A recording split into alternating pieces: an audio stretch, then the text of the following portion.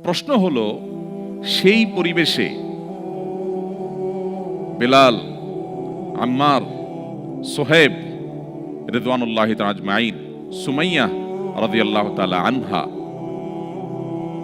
এই সমস্ত মানুষগুলোর উপরে নির্যাতনের হেন কোনো উপায় নেই যেটা অ্যাপ্লাই করা হয়নি। শুধু বেলাল রাদিয়াল্লাহু তাআলা আনহুকে ইসলাম থেকে বের করবার জন্য তাকে যে পরিমাণ প্রহার করা হতো,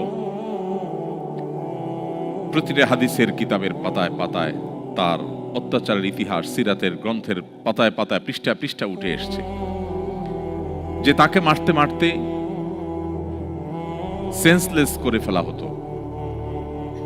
এবং মক্কার যে উত্তাপ তখন ছিল, সে উত্তপ্ত রোদের মধ্যে যে পাথর আগুনের মতো উত্তপ্ত হয়ে গেছে ভর দুপুরে, তাকে সে পাথরের উপরে শুইয়ে তার বুকের উপর আরেকটি আগুনের মতো গরম পাথর চাপা দিয়ে রাখা হতো।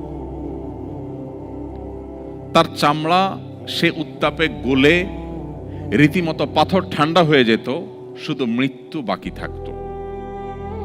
ঠিক সেই সময়ও তিনি বলতেন আহাদ আহাদ, অর্থাৎ তোমরা যে আমাকে আল্লাহর একত্ববাদ থেকে দূরে সরাবার চেষ্টা করছো, এই পরিস্থিতিতেও আমি স্বীকারোক্তি দিচ্ছি আল্লাহ এক, অদ্বিতীয়, তার কোনো শরীক নেই।